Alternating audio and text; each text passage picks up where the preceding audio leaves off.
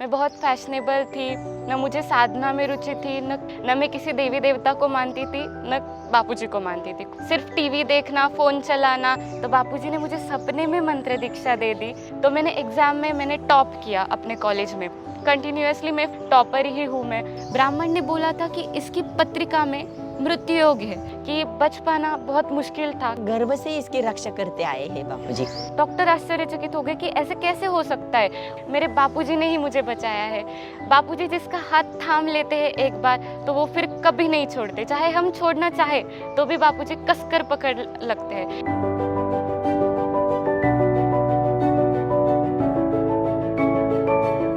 हरिओम, मैं अनुजा नाइक पूना महाराष्ट्र से हूँ।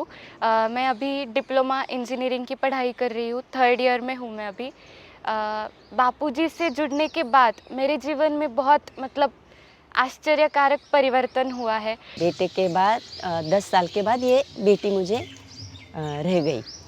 तो घर वाले बोलते थे कि अब लड़का 10 साल का गैप, इतनी गैप है तो क्या करे, एक लड़का ठीक है, लड़की नहीं चाहिए। मेरी ननद, मेरे ससुर जी बोल रहे थे कि नहीं चाहिए, कि लड़का ठीक है। तो मैंने गोलियां खा ली, फिर भी नहीं ये गिरी। तो घर वाले बोले कि ऑपरेशन करना है, जाओ डॉक्टर के पास। तो हम जाने वाले थे, तो मेरे पति बापूजी का दर्शन करने गए सुबह। तो बापूजी का चेहरा बहुत ऐसा नाराज दिख रहे थे बापूजी। तो वो बोले कि नहीं जाना डॉक्टर के पास, जो कुछ होगा देखा जाएगा, रहने दो। मैंने इतनी सारी गोलियां खाई, फिर भी ये नहीं गिरी। तो मैं नॉर्मल डिलीवरी हो गई। गर्भ से इसकी रक्षा करते आए हैं बापूजी। मैं 8वीं तक मेरा जीवन बहुत अलग था।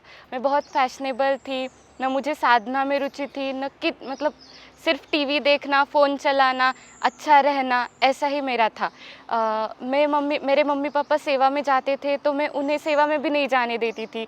आश्रम मम्मी मुझे लेके जाती थी तो मैं बहाने बनाती थी। बाल संस्कार में मम्मी मुझे भेजती थी तो मैं डाँट कर मैं जाती थी। मुझे अच्छा नहीं लगता था कुछ भी। न मैं किसी देवी देवता को मानती थी, न बापूजी को मानती थी, कुछ भी नहीं करती थी। पर जब कोरोना आया तब मैंने व्हाट्सएप पे एक मैसेज देखा था कि सभी साधकों को अनुष्ठान करना है ओमकार का, गुरु मंत्र का। तो हम सब लोगों ने घर में, मेरे पापा ने, मम्मी ने और मैंने अनुष्ठान शुरू कर दिया। मैंने पहला ही अनुष्ठान किया था, दीक्षा तो मैंने ली नहीं थी, पर शुरू कर दिया अनुष्ठान। 7 दिन का अनुष्ठान किया था ओमकार का, मौन सहित। तो मुझे बहुत अच्छा लगा और मैंने फिर से पूरा कोरोना का जो ड्यूरेशन था 1.5 ईयर का, तो मैंने 1.5 ईयर अनुष्ठान किए। मेरी रुचि बढ़ने लगी साधना में, मेरे बापूजी के श्री चरणों के प्रति श्रद्धा प्रीति बढ़ने लगी, विवेक वैराग्य बढ़ने लगा। सत्संग सुनते सुनते मुझे पता चला कि मनुष्य जन्म ईश्वर प्राप्ति के लिए मिला है, न कि मौज मज़ा करने के लिए। तो मैंने अपने लक्ष्य निर्धारित कर दिया कि मुझे अब ईश्वर प्राप्ति ही करनी है। जब कोरोना में मैंने अनुष्ठान किए थे, उसके बाद पहली बार बापूजी मेरे सपने में आए। बहुत अनुष्ठान हो चुके थे, जब की संख्या बढ़ी थी, बापूजी सपने में आए और बापूजी ने बोला कि तूने दीक्षा ली है क्या? मैंने बोला नहीं बापूजी, नहीं ली है। तो बापूजी ने मुझे सपने में मंत्र दीक्षा दे दी और मैं उस मंत्र का जप करने लगी। तब मैं 10वीं में थी। 10वीं में मैं दिवाली शिविर में आई थी, 2022 का विद्यार्थी अनुष्ठान शिविर। वहाँ पर मुझे बहुत अच्छा लगा। उसके बाद मैं दिसंबर 2022 में ही सूरत में ध्यान योग शिविर था, वहाँ गई थी। तो वहाँ मेरी कुंडलिनी जागृत हुई, मेरा प्राणोत्थान हुआ, क्रियाएं होने लगी, तो मेरी तड़प और बढ़ गई। मैंने बापूजी से पूछा, बापूजी मुझे समर्पित होना है, मुझे पढ़ाई नहीं करनी है। बापूजी ने बोला अनुष्ठान कर। मैंने सोचा कि अभी उत्तरायण शिविर आ रहा है 2023 का जनवरी में, तो अहमदाबाद जाऊंगी तब वही अनुष्ठान कर लूँगी शिविर होने के बाद। तो मुझे तकलीफ़ तो हो रही थी, पेट में दर्द हो रहा था, बार बार शौच जाना पड़ रहा था। शिविर में भी मुझे तकलीफ़ हो रही थी कि बार बार शौच जा रही थी मैं, दिन में लगभग 8 से 9 बार मुझे जाना पड़ता था और पूरी शौच खून की हो रही थी। तो उसके कारण मैं अनुष्ठान नहीं कर पाई। 3 दिन का शिविर किया और घर चली गई। तकलीफ़ बहुत बढ़ने लगी, बहुत तकलीफ़ हो रही थी। पर तो मैं एक डॉक्टर के पास चली गई। बापूजी ने बोला था एलोपैथिक दवाई नहीं लेना। तो मैंने आयुर्वेदिक डॉक्टर चुने और उनकी ट्रीटमेंट ली 7 दिन की। मुझे थोड़ा फ़र्क पड़ा और फाइनेंशियल कंडीशन ख़राब थी हमारी, तो मैंने औषधियाँ बंद रखी, नहीं ली। डॉक्टर ने बोला था कि मैं जब तक कहूँगा तब तक औषधियाँ बंद नहीं करना, औषधियाँ कंटिन्यूअसली लेना है जब तक मैं बंद करने को ना बोलूँ। पर मैंने बंद कर दी कि फ़र्क पड़ा है, चलो कुछ नहीं, थोड़ी तो मतलब थोड़ी सी बीमारी है, तो मैंने छोड़ दिया। पर तकलीफ़ और बढ़ी और मैंने इंजीनियरिंग लिया था, जो मुझे बापूजी ने ही बोला था बेटा इंजीनियरिंग कर। तो मैं पढ़ाई करने लगी। एग्ज़ाम्स थे मेरे, फाइनल सेमेस्टर एग्ज़ाम्स थे, पढ़ाई शुरू थी। कॉलेज में भी जाती थी, डॉक्टर ने बोला था धूप में बिल्कुल भी नहीं जाना है, कंप्लीट बेड रेस्ट लेनी है। पर मेरा एक भी दिन ऐसा नहीं गया कि मैं कॉलेज में नहीं गई।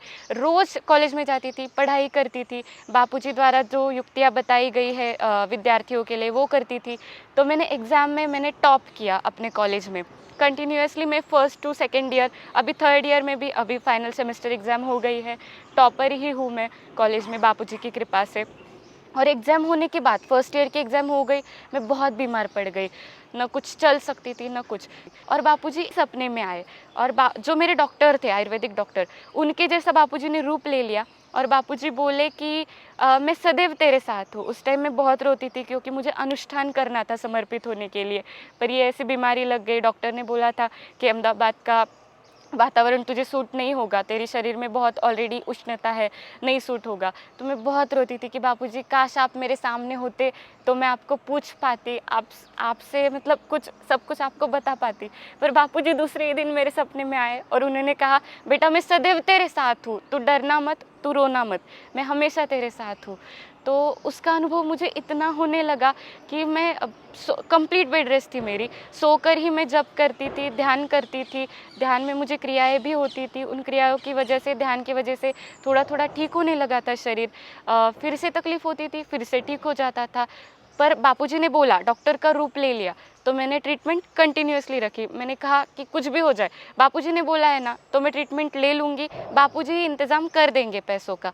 तो वैसा ही हुआ, बापूजी ने पैसों का इंतज़ाम कर दिया।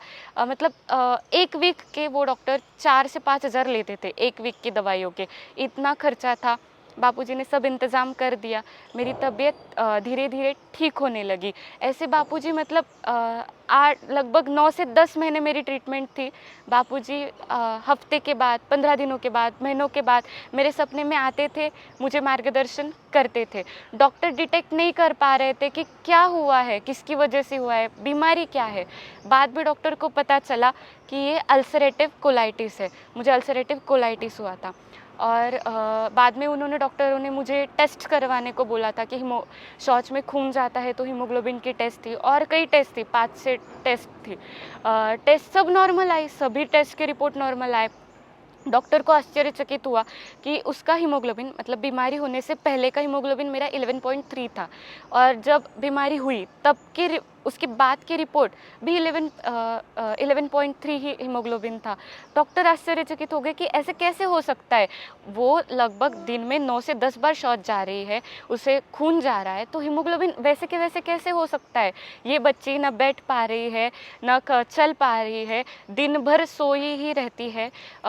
खड़े मतलब बैठ जाओ, जब खड़े होने लग जाओ तो चक्कर आती थी, कॉलेज जाती थी तो चक्कर आकर गिर जाती थी। इतनी तकलीफ़ हो रही है फिर भी सारी रिपोर्ट्स नॉर्मल कैसे। डॉक्टर को मतलब डॉक्टर ने मुझे एंड में बोला जब मैं पूरी ठीक होने लगी थी तब कि बच पाना बहुत मुश्किल था, क्योंकि मुंह में बार बार छाले आते थे। मुझे मिर्च मसाला थोड़ा सा भी मैं सह नहीं पाती थी। मिर्च मसाले रहित ही भोजन मैंने 8 से 10 महीने लिया, ट्रीटमेंट ले ली आयुर्वेदिक, तो मतलब ठीक हो गई। डॉक्टर ने बोला था कंडीशन बहुत क्रिटिकल थी और ये कोलन कैंसर की प्री स्टेज लग रही थी, पर उससे अब तुम बाहर आ गई हो। ये कोई चमत्कार है, चमत्कार की वजह से तुम कोलन कैंसर की प्री स्टेज से बाहर आई हो, अल्सरेटिव कोलाइटिस तुम्हारा दूर हो गया है। बाद में हमने एक ब्राह्मण को मेरी पत्रिका दिखाई थी, ब्राह्मण ने बोला था कि इसकी पत्रिका में मृत्यु योग है। 2022 में ये पत्रिका दिखाई थी, ब्राह्मण ने बोला था मृत्यु योग है।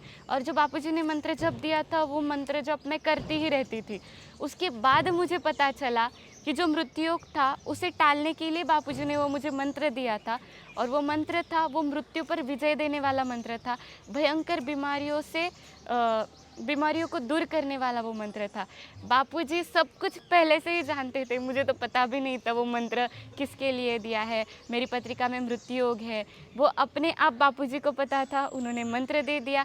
मैं जब करने लगी तो वो सब कुछ मृत्यु योग भी मेरी पत्रिका से टल गया। बापूजी, मैं कहती हूँ कि मैं जीवित हूँ ना तो बस बापूजी की ही कृपा से।